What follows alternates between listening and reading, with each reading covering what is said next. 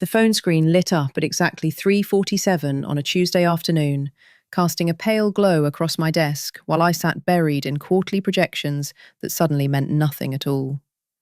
I watched my father's name appear like a ghost from another lifetime, 8 months of silence ending exactly 6 hours after Forbes published my $92 million valuation, crystallizing into 12 words that made my blood run cold in a way I didn't expect. The message itself was typically brief, stripped of anything resembling warmth or actual human emotion, just a command disguised as an invitation that read like a business memo from someone who'd forgotten they were addressing their daughter. He wanted me at some family celebration tonight, mentioned something about important news regarding the expansion, and finished with those 3 words that had defined my entire childhood.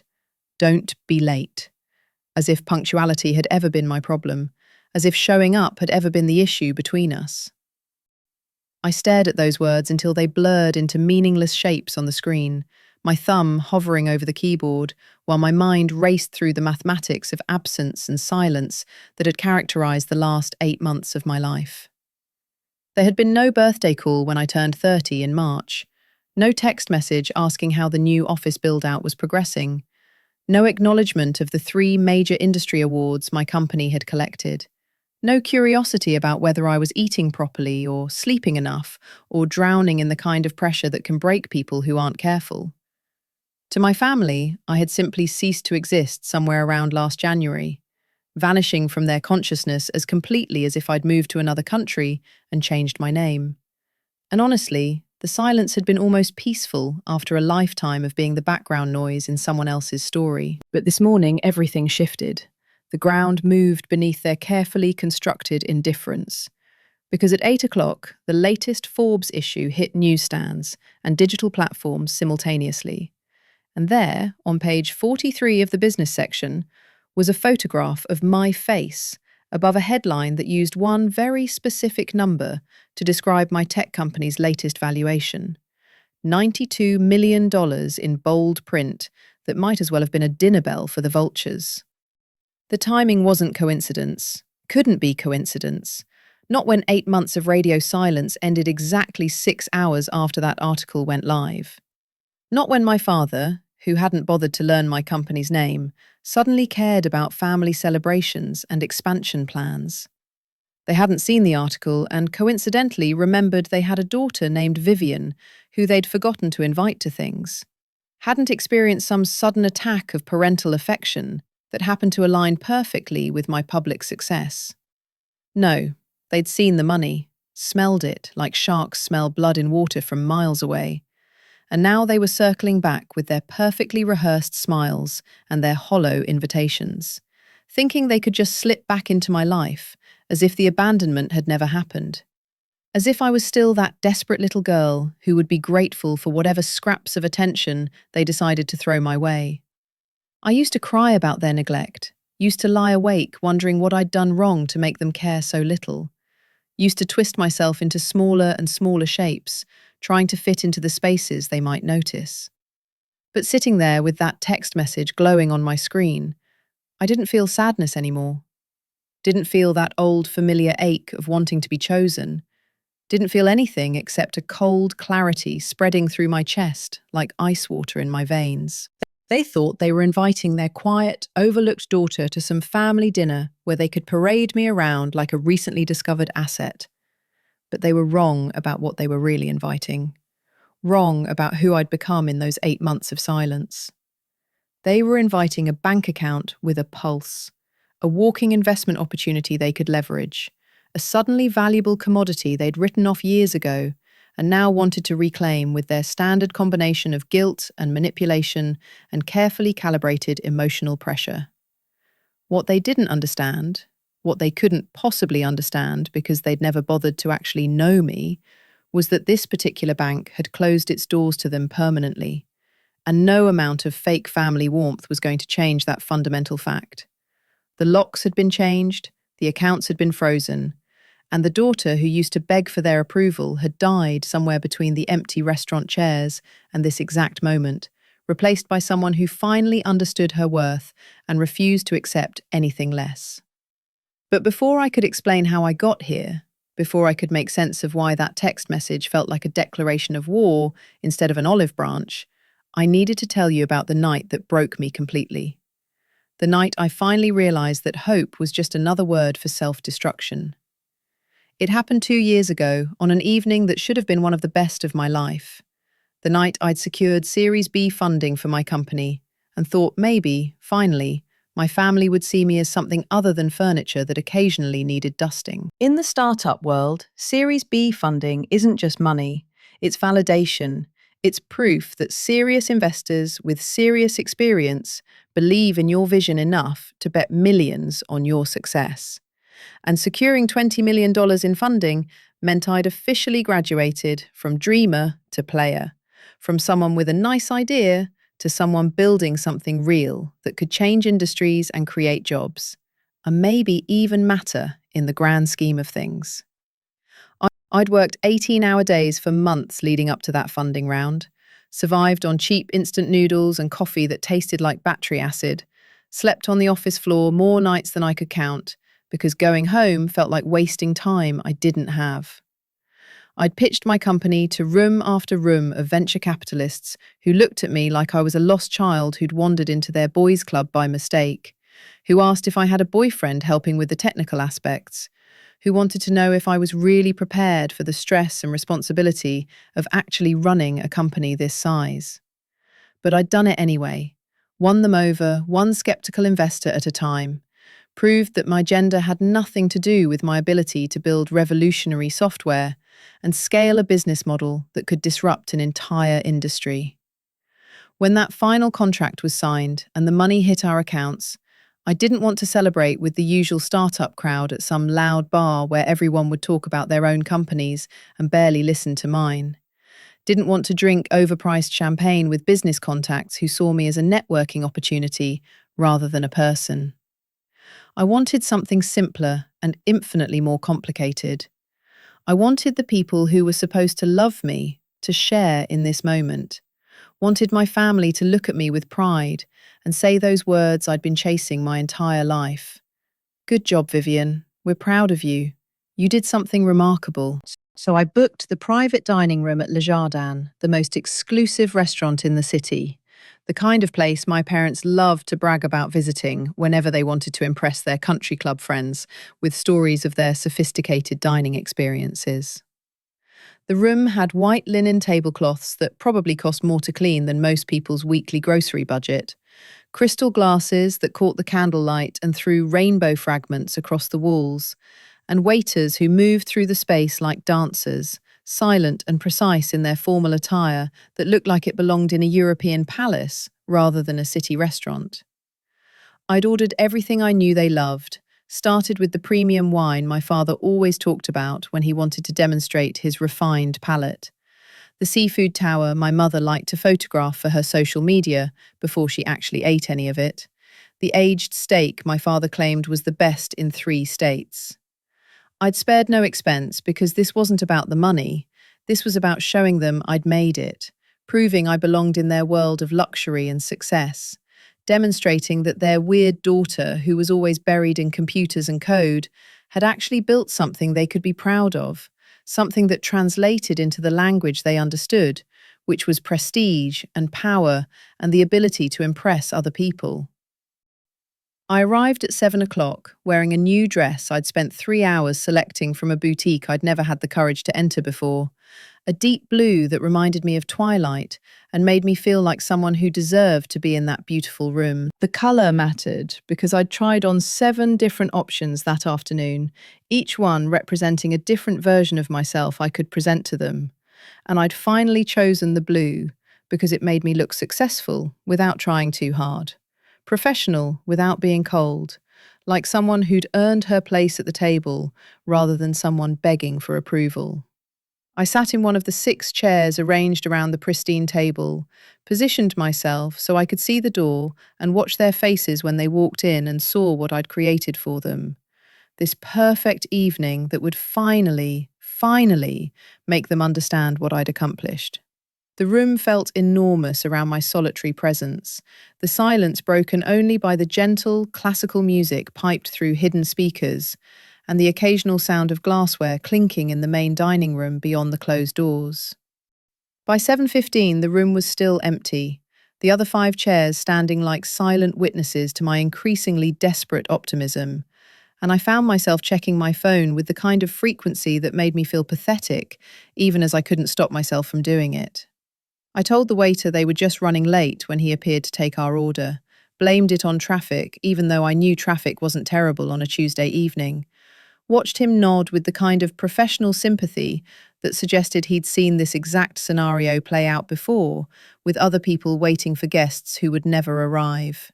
He poured me water with such careful kindness that I almost started crying right there.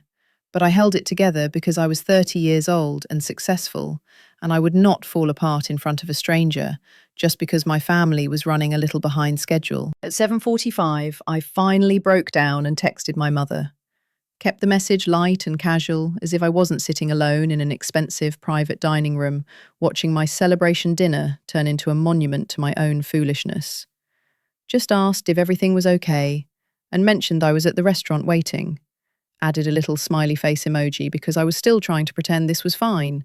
Everything was fine. They'd be here any minute with perfectly reasonable explanations for their delay. She didn't reply immediately, and in that silence I found myself staring at those 5 empty chairs, like they were mocking me with their vacancy, perfectly set with gleaming silverware and folded napkins that no one would use, crystal glasses that would never be raised in a toast to my success. They looked like teeth in a grinning skull, like the universe was laughing at my pathetic attempt to force my family into caring about my achievements. And I had to look away before that image completely destroyed whatever composure I had left. At exactly 8 o'clock, my phone finally buzzed with a response. But it wasn't from my mother, it was from Jason, my older brother. And the message was so casual it felt like a slap, like he couldn't even be bothered to pretend this mattered to him. He said he couldn't make it because something came up with the kids, told me to have a drink for him, as if this was just some casual happy hour I'd invited him to, rather than the most important professional milestone of my life. And I knew immediately he was lying, because it was his ex-wife's weekend with the children. A fact I knew because I actually paid attention to the details of other people's lives, even when they never returned the favor. I typed back a response that made me hate myself even as I sent it. Just said, okay, and next time. Like I was fine with this. Like I understood and forgave and would absolutely give them another chance to disappoint me. Because that's what I always did. Absorbed their neglect and asked for more. 10 minutes later, my mother finally replied with a message that would have been funny if it wasn't destroying me from the inside out. Claimed she had such a terrible migraine that she couldn't move from bed. Apologised in that way that wasn't really an apology at all, and suggested I take pictures of the food, as if Instagram documentation was an acceptable substitute for her actual presence at her daughter's celebration. My chest felt like someone had reached inside and was slowly crushing my lungs, making it hard to breathe properly in that beautiful room that had become a cage. But some terrible instinct made me open Instagram, even though I knew I shouldn't, even though I knew what I would find there would only make everything worse.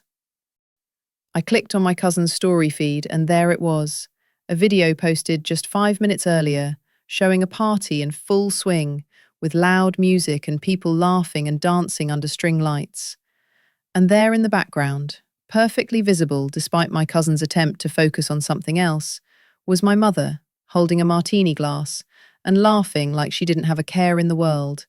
Certainly didn't have a migraine that prevented her from moving, definitely didn't have a daughter sitting alone in an expensive restaurant waiting for a family that would never arrive. She was at Tyler's influencer launch party, celebrating my younger brother's decision to quit his job and pursue a career as a lifestyle influencer, despite having no followers, no plan, no actual content strategy, just a vague idea that he could make money taking pictures of his breakfast and talking about his fitness routine that consisted primarily of posting gym selfies without actually working out.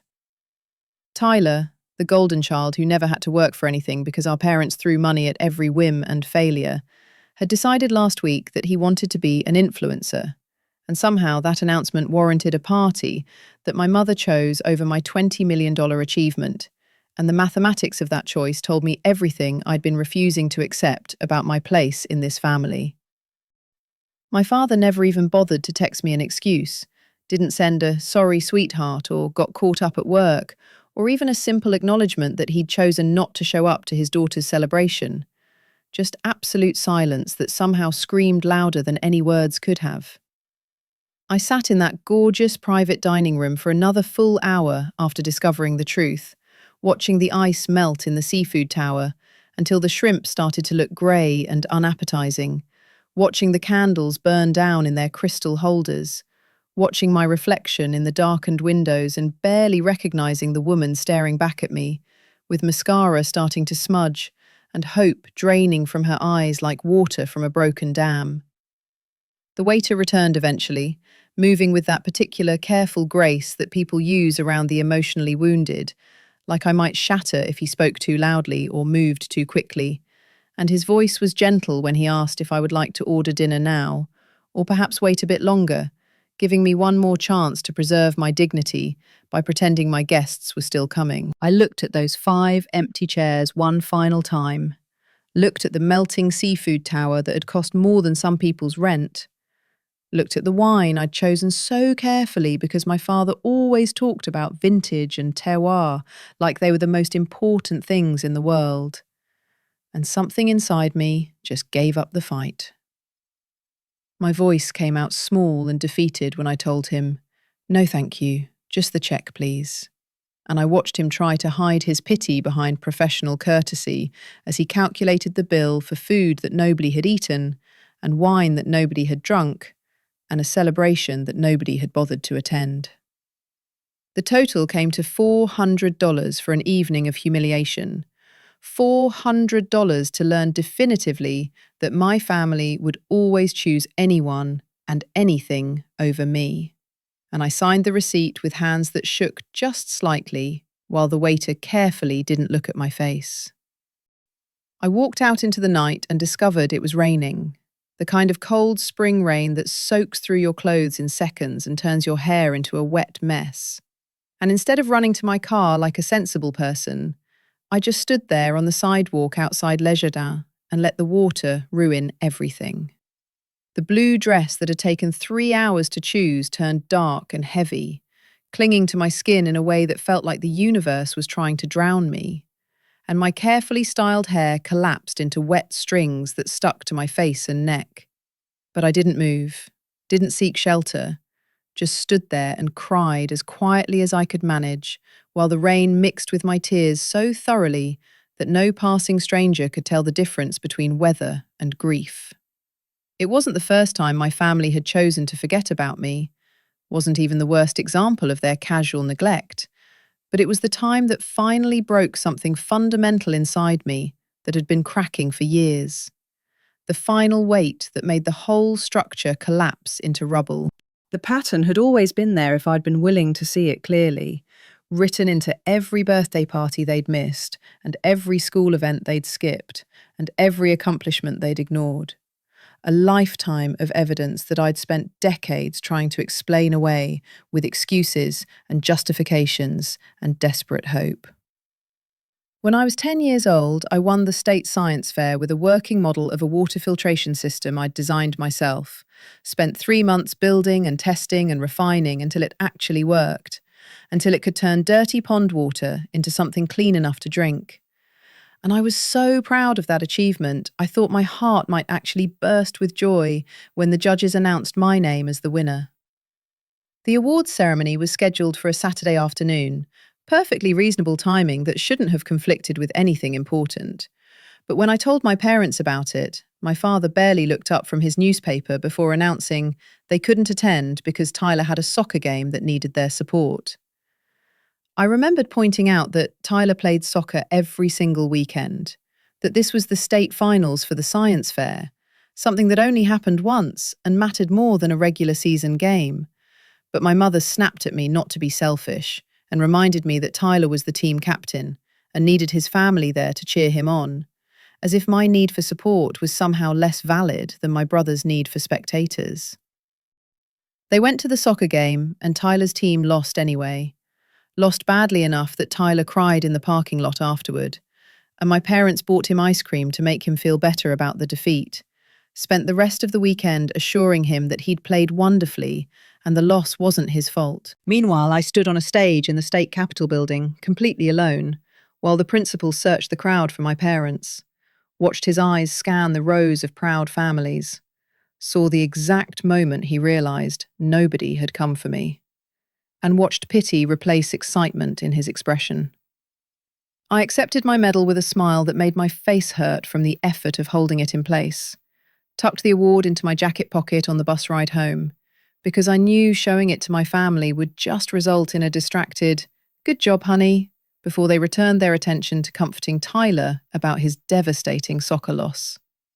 I never showed them that medal, never mentioned winning the state competition, and they never asked.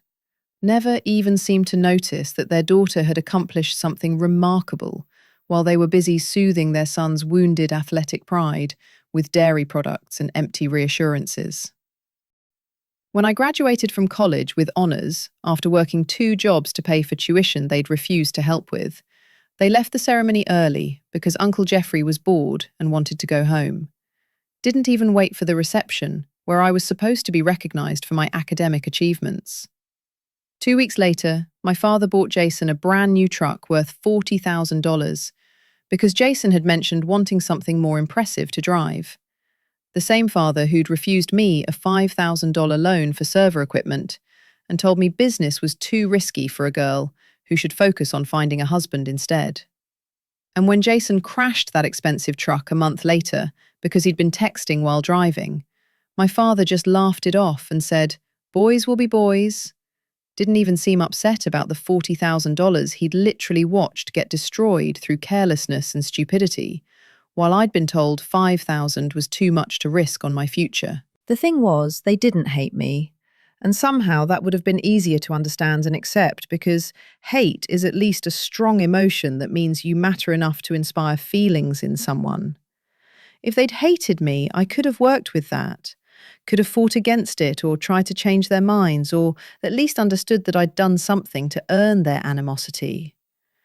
But they didn't hate me, because hating someone requires acknowledging they exist, requires caring enough to maintain negative feelings, requires energy and attention that they'd never been willing to spend on me.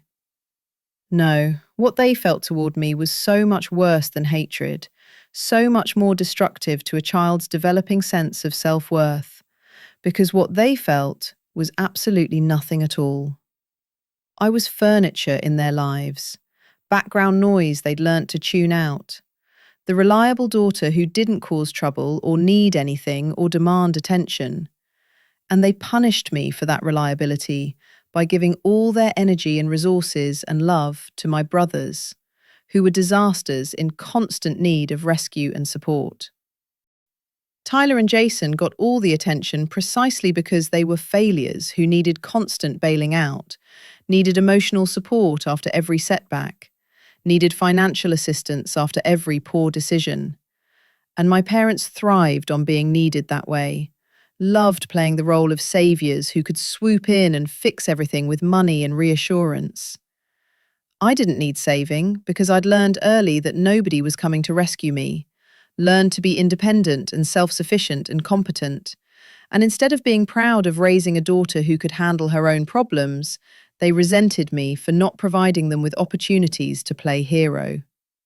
So when that text message arrived after 8 months of deliberate silence, when my father reached out within hours of my Forbes article going live, I didn't feel hope or excitement or even curiosity about what had changed. I felt that same cold rain soaking through my clothes, felt myself standing on that sidewalk outside Le Jardin, remembering every empty chair and missed ceremony and denied loan request. And I understood with perfect clarity that they weren't calling because they missed their daughter, or felt guilty about the silence, or wanted to repair our relationship. They were calling because the hobby they'd mocked and refused to fund had somehow become worth $92 million. according to Forbes magazine, and they were hungry, and they thought I was a meal they could consume, thought I was so desperate for their approval that I'd open my wallet and my company and my life to them just to hear them say they were proud of me. But standing in front of my closet that evening, trying to decide what to wear to their mandatory family dinner, I felt something shift inside me, like tectonic plates rearranging themselves into a new and more dangerous configuration. I didn't reach for the expensive suits or the designer shoes, didn't pull out any of the clothes that screamed wealth and accomplishment and look what I built without you. Instead, I chose old jeans that were soft from years of washing, a sweater I'd owned since graduate school that had a small hole near the hem I'd never bothered to repair, shoes that were comfortable and worn and completely unremarkable, clothes that said I was nobody special and nothing important had changed since the last time they'd bothered to notice me. I wanted them to underestimate me one final time, wanted them to look at me and see the same forgettable daughter they'd always ignored, wanted them to think they could manipulate and use and discard me just like they always had. Because people are most honest when they think they're talking to someone who doesn't matter. And I needed to see their true faces one last time before I burned every bridge between us until nothing remained but ash and the memory of what they'd destroyed through their own selfish neglect. The Riverside Country Club sat on a hill overlooking the water like a monument to old money and older attitudes, all stone columns and manicured gardens, and the kind of quiet wealth that whispered instead of shouted, though the whispers were often more cutting than any scream. I pulled into the parking lot in my 12-year-old sedan that rattled slightly when I turned off the engine, watching it settle into place among the Mercedes and BMWs and Teslas, like a pigeon that had accidentally landed in a peacock convention. The valet actually wrinkled his nose when he opened my door, his expression suggesting I'd driven up in a garbage truck rather than a slightly worn but perfectly functional vehicle. And I could see him calculating whether someone driving a car this old would be capable of tipping appropriately for his services. I handed him my keys without comment and watched him handle them like they might contaminate his white gloves with poverty. Then I walked toward the entrance with my head down and my shoulders slightly hunched, playing the role of someone who knew she didn't belong here, but had been summoned anyway and couldn't refuse. The main dining room was exactly as I remembered from the handful of family dinners I'd been included in over the years. All dark wood panelling and crystal chandeliers, and tables set with more silverware than any reasonable meal required. The kind of place where people came to see and be seen rather than to actually enjoy their food. I spotted my family immediately at their usual table near the windows, with the best view of the sunset over the water, and the tableau they created could have been a painting titled Portrait of American Family Success, if you didn't look too closely at the cracks in the frame. My father sat at the head of the table, in a suit that probably cost more than my monthly rent, his silver hair perfectly styled and his posture radiating the confidence of a man who'd never questioned his place in the world or wondered if he deserved what he had. My mother was beside him, wearing a dress that screamed designer label and jewellery that caught the light with every small movement, her face arranged in that particular expression of pleasant superiority that wealthy women perfect over decades of looking down at people they consider beneath them. Jason was there with his second wife, a blonde woman named Brittany, who seemed nice enough but had the permanent, slightly confused expression of someone who'd married into a family she didn't quite understand yet. And Tyler sat scrolling through his phone, with the kind of bored entitlement that suggested he'd rather be literally anywhere else, but had showed up because someone had promised him something he wanted. Uncle Jeffrey held court at the other end of the table, already halfway through what was clearly not his first drink of the evening, his face flushed and his laugh too loud for the refined atmosphere the country club tried to maintain. They looked like success, looked like the kind of family that belonged in a place like this, looked like everything they'd always wanted to project to the world. and I knew that image mattered to them more than any actual human connection or genuine emotional bond ever could.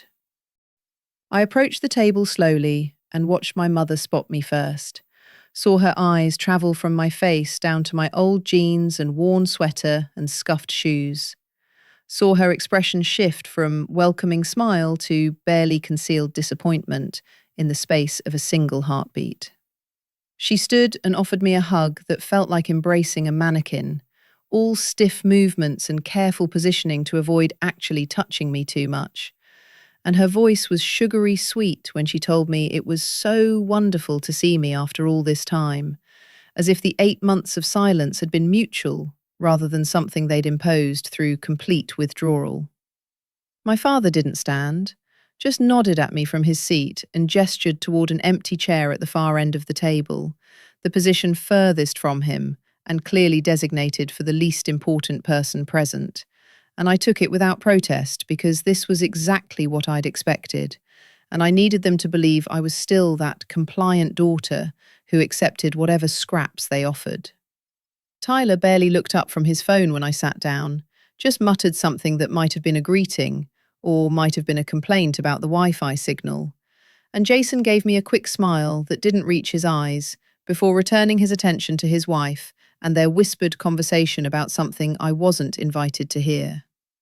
Uncle Jeffrey raised his glass in my direction and slurred something about the prodigal daughter returning, his face flushed and his posture swaying slightly from what was clearly not his first drink of the day. The waiter appeared with menus, and my mother immediately took charge of the ordering process, selecting appetizers and entrees for everyone without asking what anyone actually wanted to eat, operating under the assumption that she knew best and the rest of us would simply accept her choices because that was how things had always worked in this family.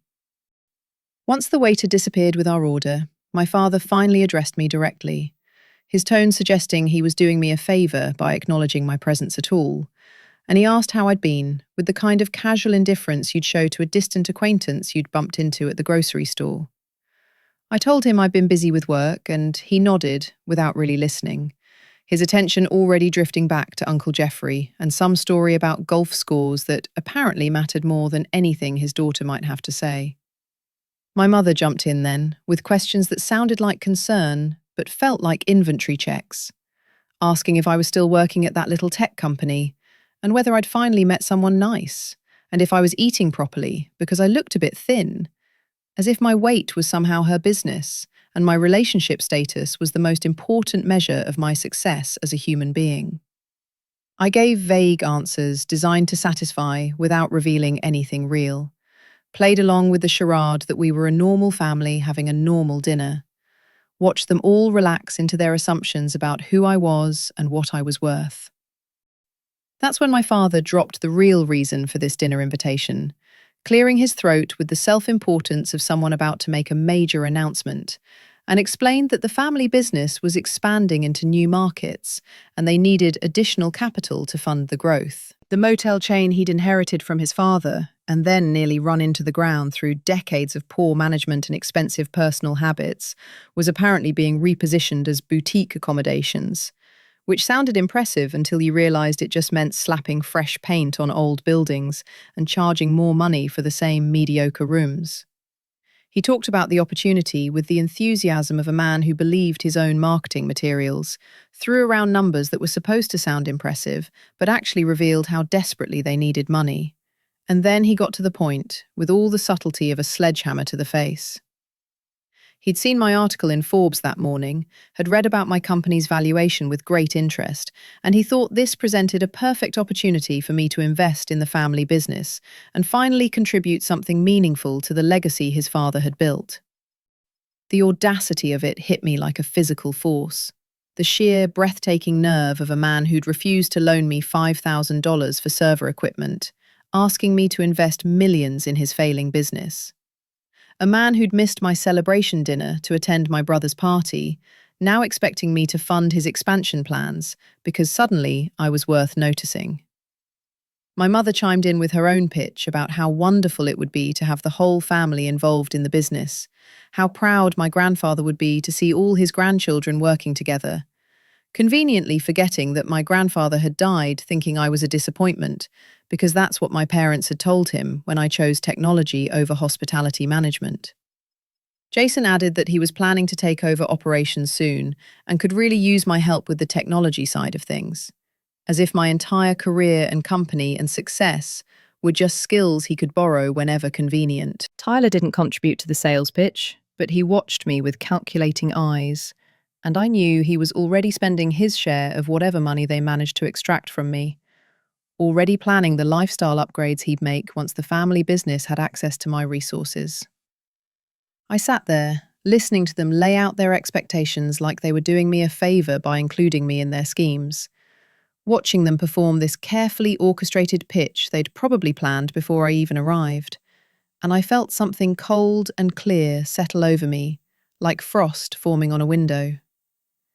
They thought I was still that desperate girl waiting for crumbs of approval, thought 8 months of silence had made me hungry enough to accept any terms they offered just to be welcomed back into the family fold, thought my money was the key that would finally unlock their love and make me belong.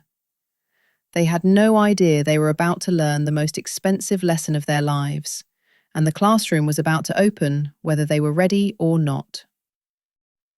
I let them finish their pitch completely, didn't interrupt with questions or objections, just sat there, nodding occasionally like I was actually considering their proposal, rather than mentally calculating exactly how much damage I was about to do to their comfortable little fantasy world.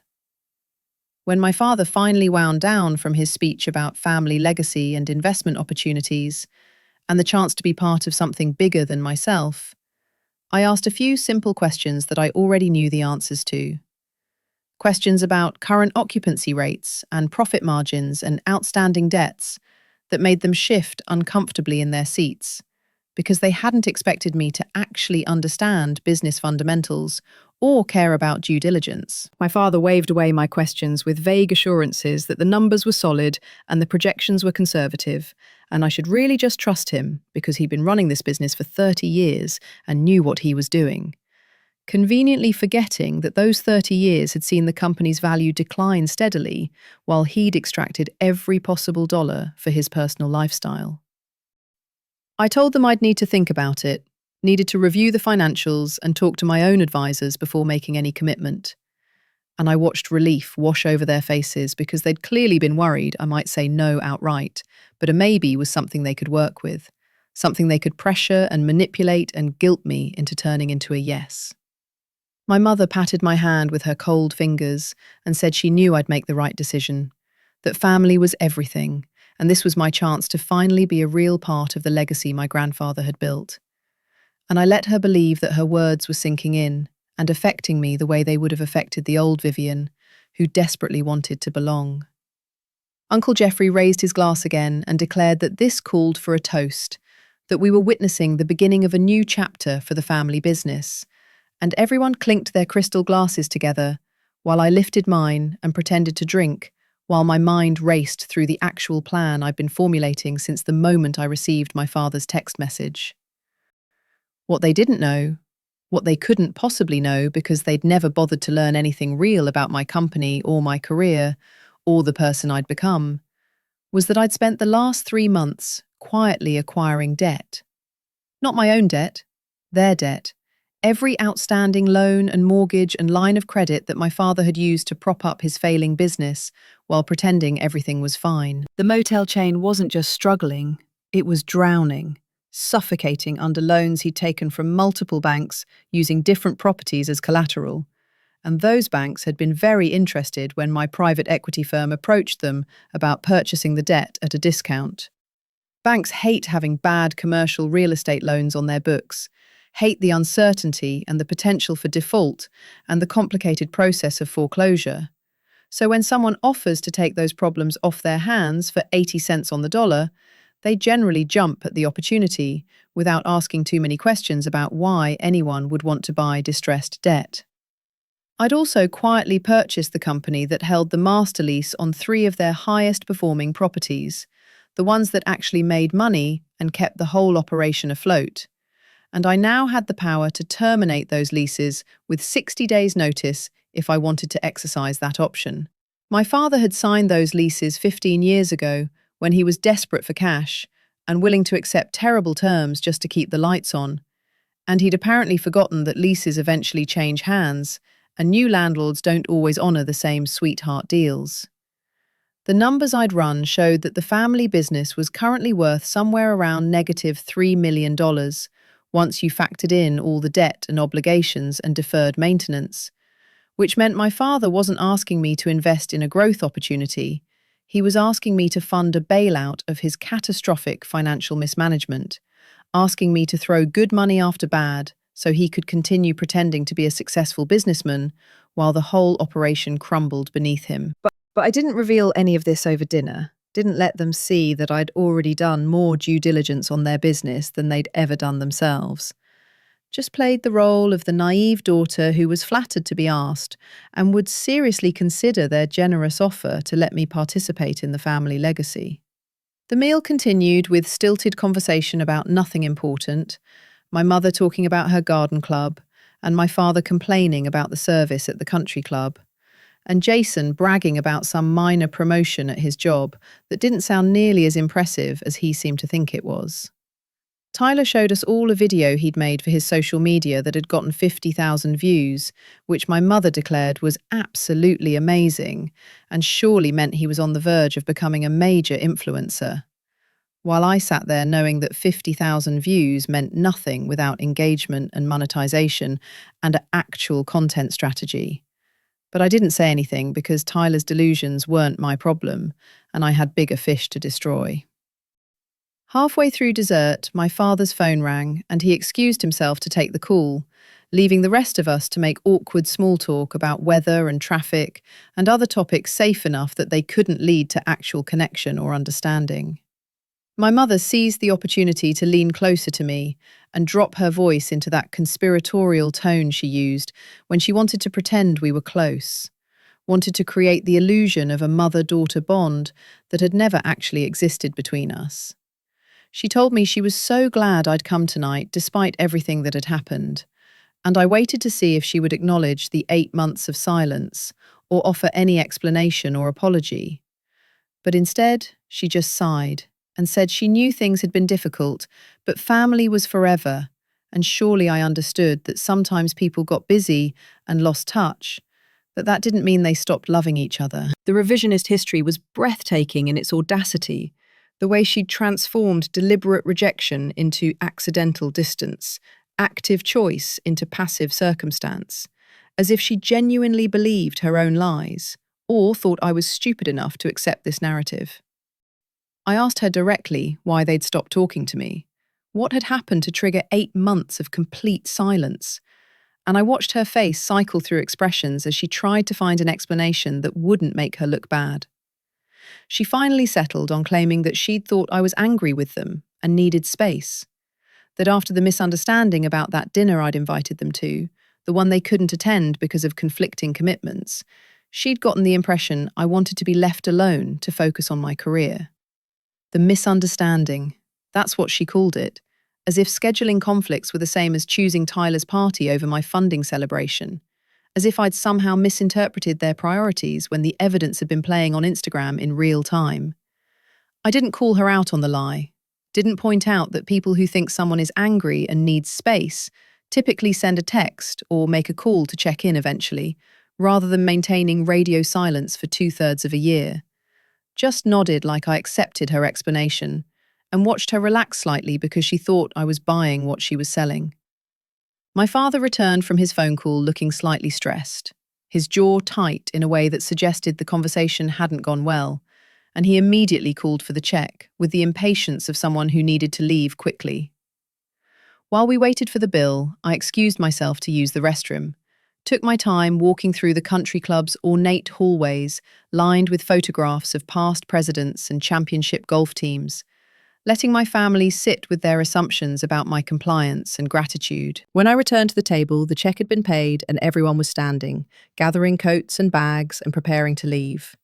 And my father pulled me aside with a hand on my elbow that was meant to seem paternal, but felt controlling. He told me he'd really appreciate it if I could give him an answer about the investment within the next few days. That time was somewhat critical given the expansion timeline and the other investors who were waiting for my commitment before they would finalise their own participation.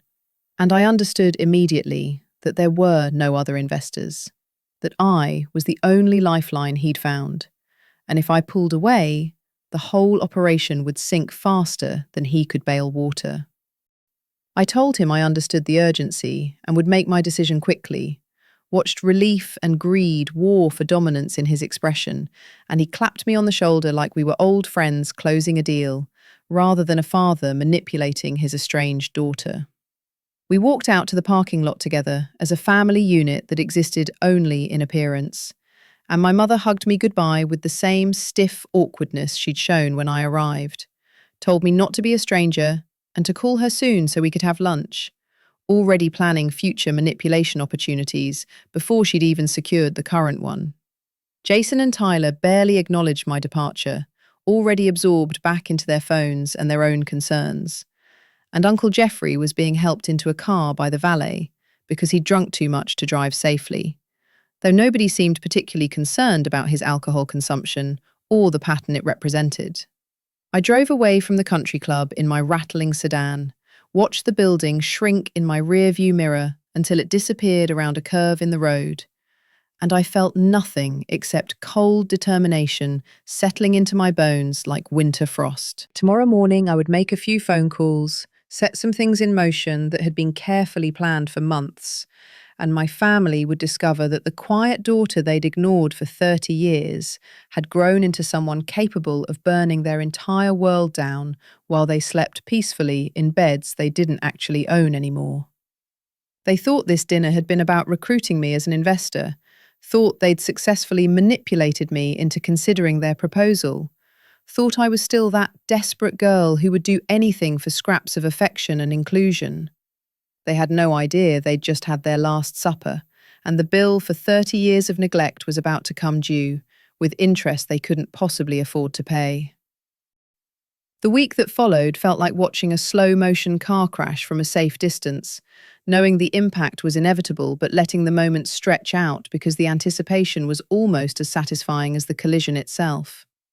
My father called me twice the first day, his voice carefully casual as he asked if I'd had a chance to review the investment opportunity and whether I had any additional questions about the business model or growth projections. I told him I was still gathering information and needed a bit more time to make such an important decision.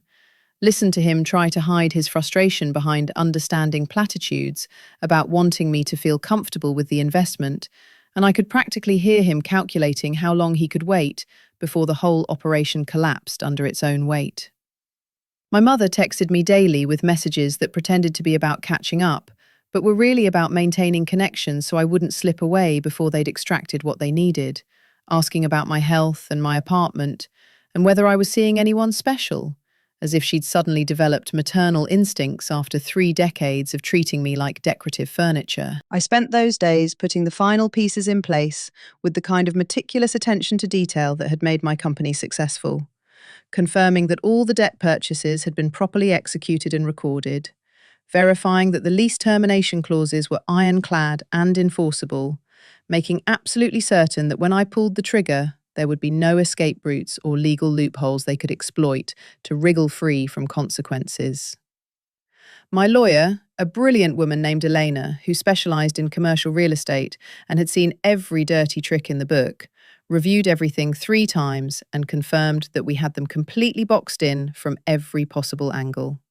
She asked me once if I was sure I wanted to do this, pointed out that destroying a family business would have permanent consequences for my relationships with these people, and I told her those relationships had been dead for years, and I was just finally getting around to arranging the funeral.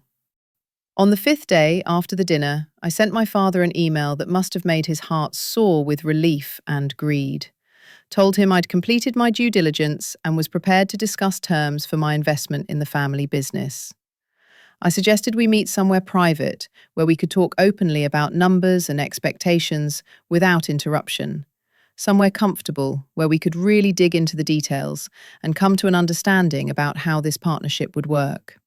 He responded within minutes, clearly thrilled that his patience and manipulation had paid off, and suggested we meet at the country club in their private gold room, a space reserved for the most important members conducting their most significant business, because of course he wanted to do this deal in a setting that reinforced his sense of power and prestige. I agreed immediately and proposed we include the whole family, since this would affect everyone and they all deserve to be part of the conversation. And he loved that idea because he thought I was already thinking like someone committed to the family legacy, rather than someone planning its complete annihilation. The morning of the meeting, I dressed carefully in my real clothes for the first time since the Forbes article had published, chose a tailored charcoal suit that had cost more than my first car and fit perfectly because it had been made specifically for my measurements, paired it with a silk blouse the colour of fresh blood and shoes that were understated but unmistakably expensive to anyone who knew quality when they saw it. I looked at myself in the mirror and barely recognised the woman staring back. Not because of the expensive clothes, but because of the expression in her eyes. Something cold and determined and completely without mercy that I'd never seen in my own face before. I pulled my hair back into a severe bun that made me look older and harder, applied makeup with a light hand that enhanced rather than transformed, and chose jewellery that was simple but clearly real. A watch that cost more than Jason's crashed truck, and earrings that had been my grandmother's before she died and left me everything she owned because she understood me in ways my own parents never had. I arrived at the country club 30 minutes early and told the valet to park my sedan in the back where it wouldn't be visible from the entrance. Didn't want my family to see it and start asking questions before I was ready to answer them. The gold room lived up to its name, with walls covered in gold silk wallpaper and furniture upholstered in rich fabrics that probably required professional cleaning after every use. And there was a massive mahogany table in the centre that looked like it had been designed for corporate takeovers and hostile negotiations rather than family discussions. I arranged my leather portfolio at the head of the table where my father usually sat, positioned myself in his chair with deliberate symbolism, and waited for them to arrive, with the patience of someone who'd been practicing patience for 30 years and had finally perfected it. They came in together, like a delegation arriving for peace talks. My father and mother and Jason and Tyler and Uncle Jeffrey, all dressed in their country club best and wearing expressions that tried to balance family warmth with business seriousness, and mostly just looked ridiculous. My father stopped short when he saw me sitting in his chair at the head of the table, and I watched confusion flicker across his face before he covered it with a smile and suggested maybe I'd be more comfortable sitting over here, gesturing to a chair at the side where I wouldn't be in the position of authority. I told him very calmly that I was perfectly comfortable where I was and invited everyone to please sit down so we could begin this important conversation. And something in my tone made him hesitate before taking a seat at the side of the table, instead of his usual position, made my mother look at me with narrowed eyes, like she was trying to solve a puzzle that didn't quite make sense.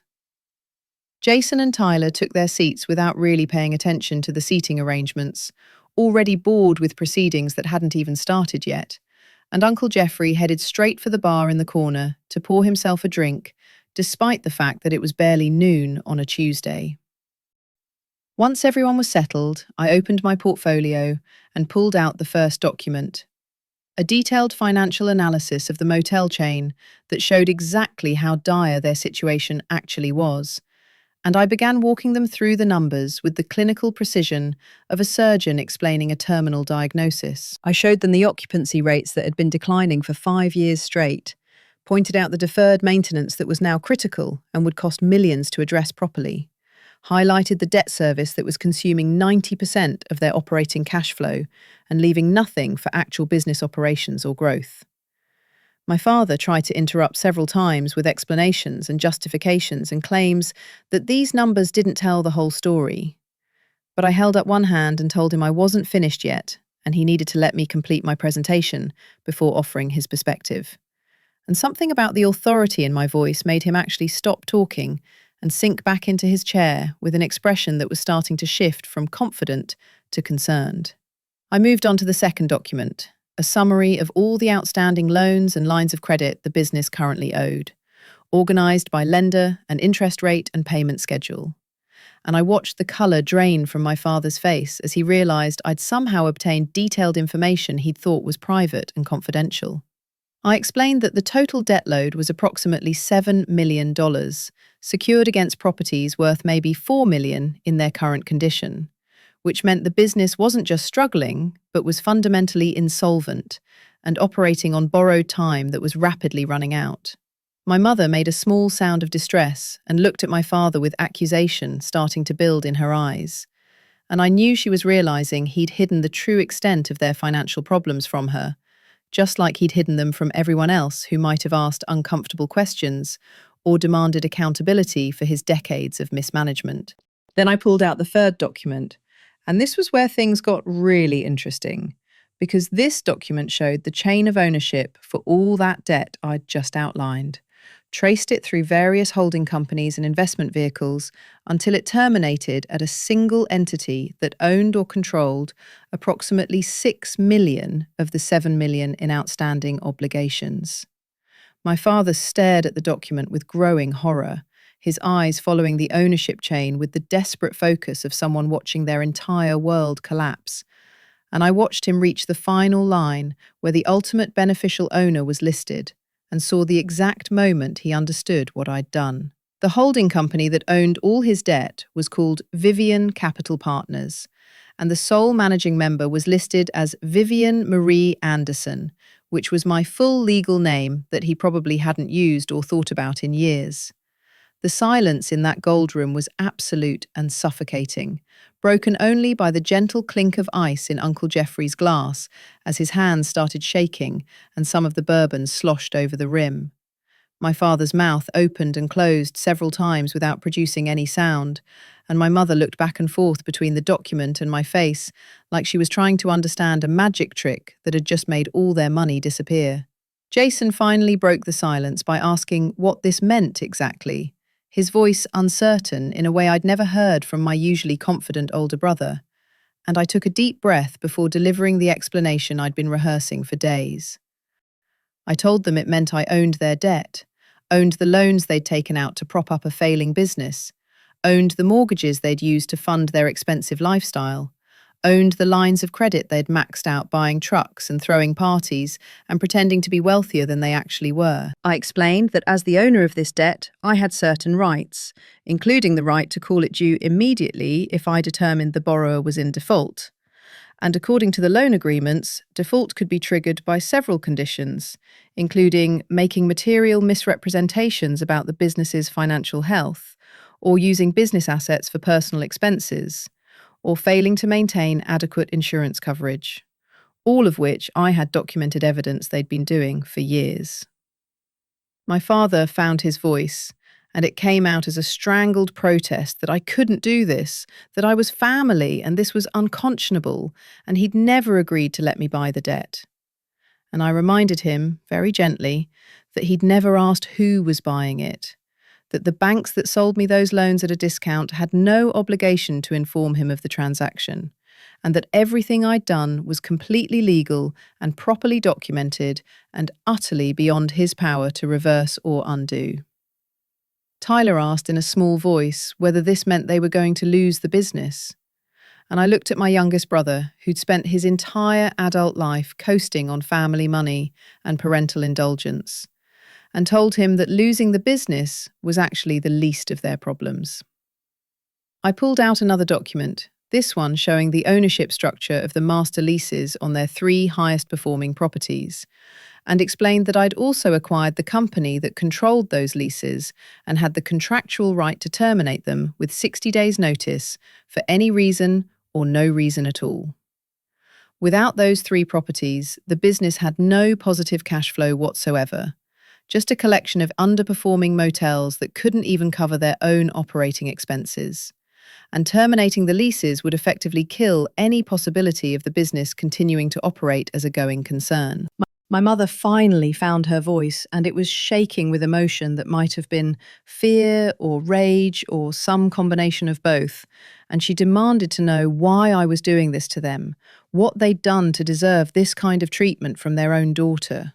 I looked at her directly for the first time since beginning my presentation, looked into the eyes of the woman who'd missed my celebration dinner to attend Tyler's party, and I asked her if she really didn't know, if she genuinely couldn't think of a single reason why I might be angry or hurt or completely done with being treated like disposable furniture in my own family. I let my mother's question hang in the air for a long moment while I gathered my thoughts and chose my words carefully, because this was the moment I'd been building toward for months, and I wanted to make sure she understood every single syllable of what I was about to say.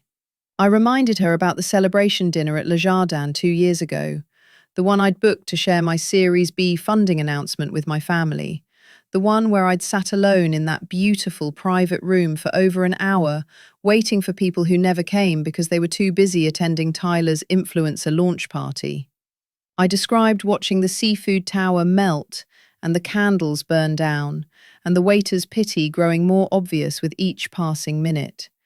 Told them about finding my mother on Instagram, holding a martini glass while claiming to have a migraine so severe she couldn't move from bed, and I watched guilt flicker across her face before she pushed it down and tried to interrupt with explanations that I cut off by holding up one hand and continuing my recitation of grievances. I reminded my father about the science fair when I was 10 years old, how I'd won the state competition with my water filtration project and stood on that stage completely alone, because Tyler's soccer game was apparently more important than my academic achievement. And I saw him start to object before the memory caught up with him, and he closed his mouth again. I brought up my college graduation, that they'd left early because Uncle Jeffrey was bored. Mentioned the $5,000 loan he'd refused me while buying Jason a $40,000 truck 2 weeks later. Listed every birthday call they'd never made, and every accomplishment they'd never acknowledged, and every moment they'd chosen my brothers over me for 3 decades straight. I told them about the 8 months of silence that had ended precisely 6 hours after my Forbes article went live, about how transparent their sudden renewed interest in my life had been, about how insulting it was that they thought I wouldn't see through their pathetically obvious attempt to extract money from the daughter they'd spent 30 years teaching that she didn't matter. My mother tried again to protest that they'd always loved me, that I was being unfair and remembering things wrong, and taking normal family dynamics and twisting them into something ugly. But her voice lacked conviction, because somewhere deep down she knew I was right, and she was just scrambling to avoid facing the consequences of her choices. I told her that love was a verb, not a feeling, that love required action and attention, and actually showing up for the people you claimed to care about. And by that measure, they'd never loved me at all.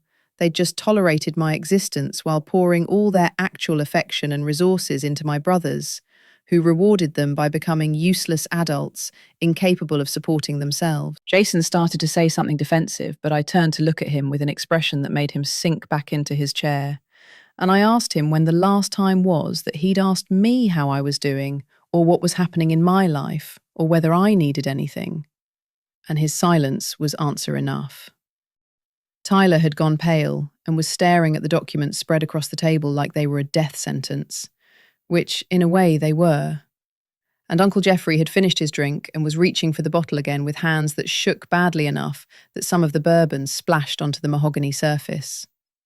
My father recovered his composure enough to try switching tactics, from denial to negotiation, clearing his throat and suggesting that we could work something out, that surely we could come to an agreement that would be beneficial for everyone involved, that destroying the family business would hurt me as much as it hurt them because of the legacy and the name and the connections. I laughed at that, actually laughed out loud in that quiet room, and told him the family business had been worthless to me for my entire life, that the only legacy he'd given me was the knowledge that I couldn't count on anyone but myself, and that his connections meant nothing to someone who'd built a $92 million company from scratch without a single dollar or word of encouragement from any of them. Then I laid out my terms with the cold precision of someone who'd thought through every detail and left no room for negotiation or mercy. Told them exactly what was going to happen next and what their options were, which was really just one option, presented as a choice to give them the illusion of agency they no longer possessed. I explained that I was calling the debt due effective immediately, that they have 30 days to either pay the full amount, which we all knew was impossible, or accept my offer to acquire the business assets through foreclosure, and that either way they would lose control of the motel chain that had been in the family for 3 generations. I told them I was terminating the master leases on the 3 profitable properties effective in 60 days, as was my contractual right, which would eliminate any possibility of selling the business as a going concern or finding another investor willing to take on this disaster. And I watched my father's face go from red to white as he realised I'd backed him into a corner with no exits. But I wasn't finished yet, wasn't even close to finished, because I'd spent months planning this revenge, and I intended to extract every ounce of satisfaction from their destruction. I pulled out another set of documents and explained that I'd also reviewed the employment arrangements they had with various family members, discovered that Jason was being paid $150,000 a year for a job that required maybe 20 hours of actual work per week, that Tyler received a monthly allowance of $3,000 for doing absolutely nothing except posting occasionally on social media, and that Uncle Jeffrey held the title of consultant and collected $5,000 a month despite providing no discernible services to the business.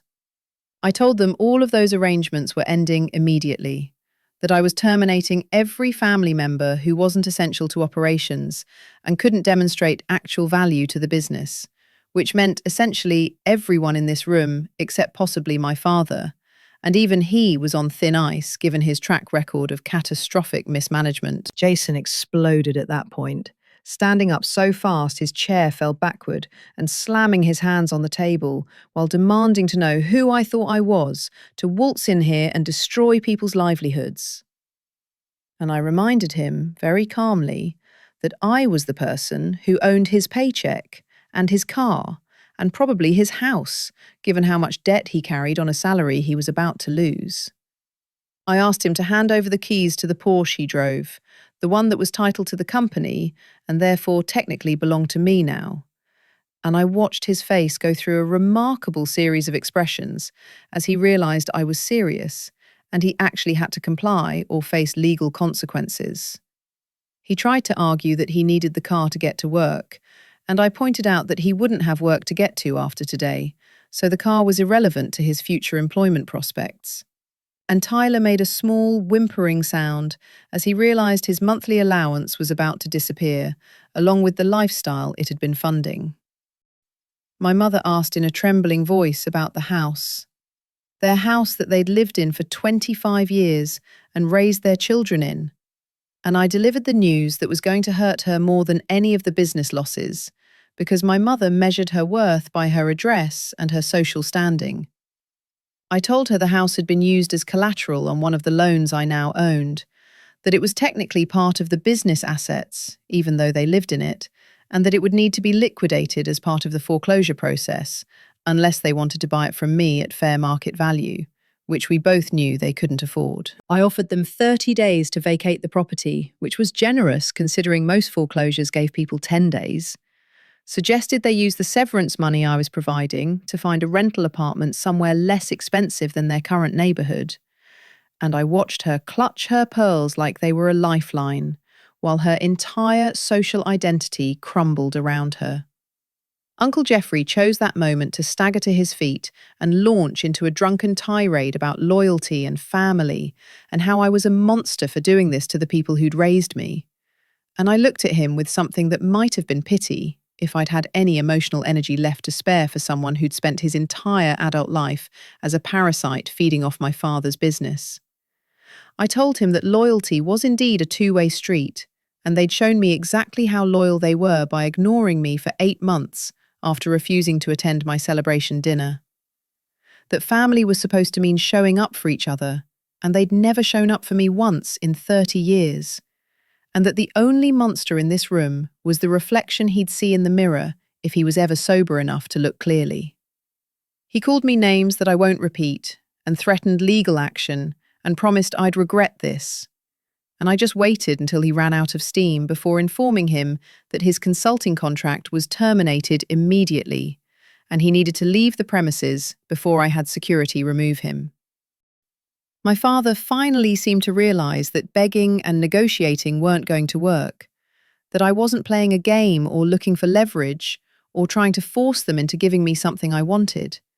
And he asked in a broken voice why I was really doing this, what I hoped to accomplish by destroying everything his father had built. I looked at the man who'd refused to loan me $5,000 while buying my brother a truck.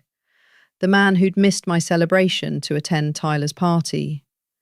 The man who'd called my company a hobby and told me to find a husband instead of wasting time on business. And I told him the truth as simply as I could manage. I wasn't doing this to accomplish anything except freedom. Freedom from the constant hope that they might someday see me and value me and treat me like I mattered. Freedom from the weight of carrying their expectations and their judgments and their complete indifference to my existence. Freedom from the little voice in my head that still wanted their approval, even after everything they'd done to prove they'd never give it.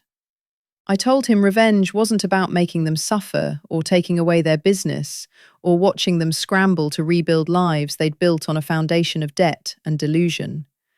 It was about finally putting down the bucket with a hole in it, about stopping trying to fill something that could never hold water, no matter how much I poured in.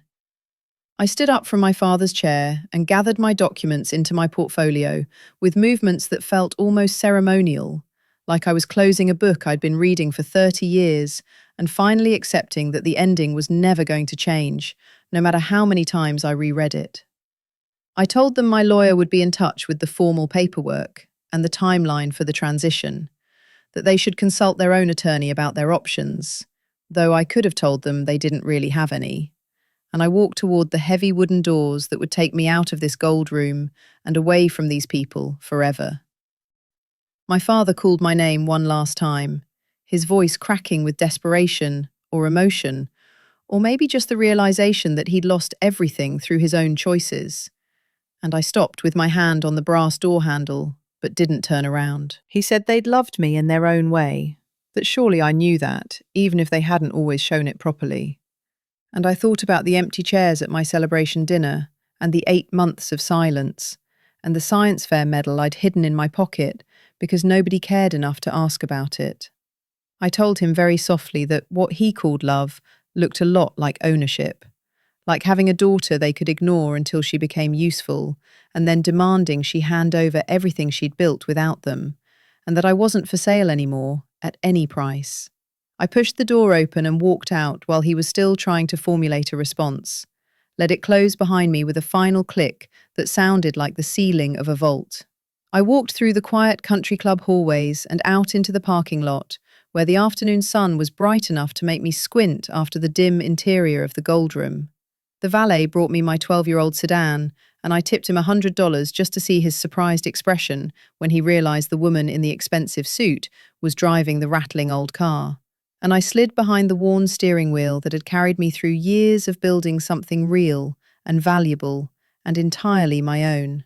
Before I pulled away, I took out my phone and systematically blocked every family member's number, watched their names disappear from my contacts list like I was performing surgery to remove an infection, and I felt lighter with each deletion, like I was literally cutting away weight I'd been carrying for 3 decades.